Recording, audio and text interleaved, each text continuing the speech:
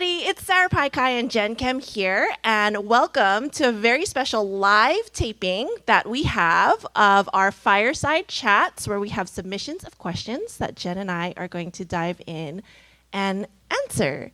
Super excited. Can I get it here for the crowd?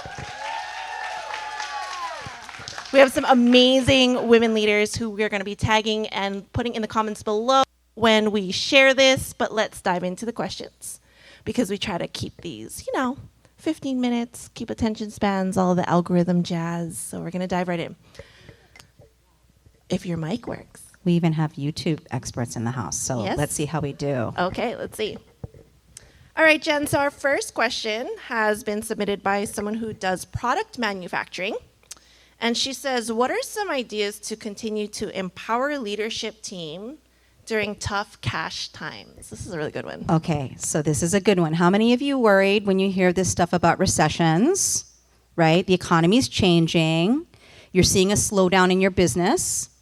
And is anybody seeing that? Yeah? And if you're listening on YouTube, you can just tell us below too if you want to be vulnerable and share.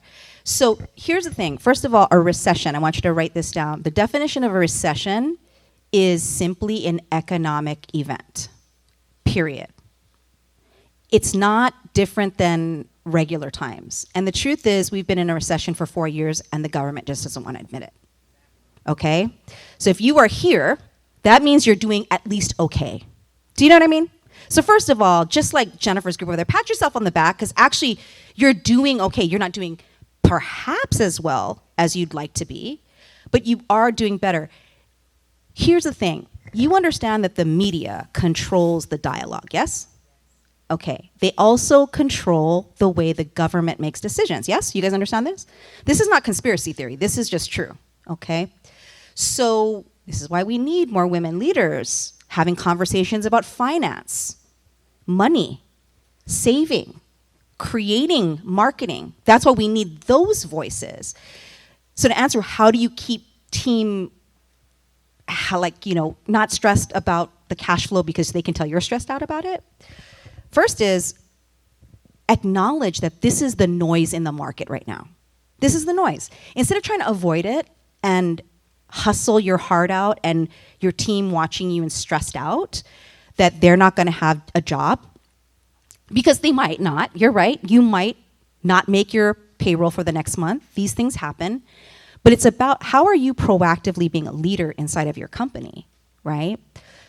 And saying, this is a market condition, and this is how we're addressing it. I need all of us on board.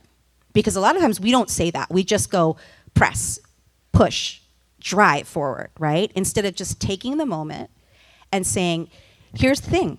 By the way, how many of you have transparent cash flow with your team? Meaning you tell them how much money needs to be made every month. Like higher. I want to see who does. Okay, if you don't, that's another thing. Because your team doesn't know what to do unless they know the goal. And maybe you're afraid, because cash flow isn't the number that's actually happening, it's the number you need. And that's the number you need them to help rally around. And you probably have also heard that millionaires are made in the recessions. That is absolutely true. So don't let the outside noise, it's true for me, because in 2008, I lost my entire business after I had left my job. But at the same time, I was able to pivot because recessions cause the need. So as long as you're solving a real problem, I think that's the next question you also have to ask yourself.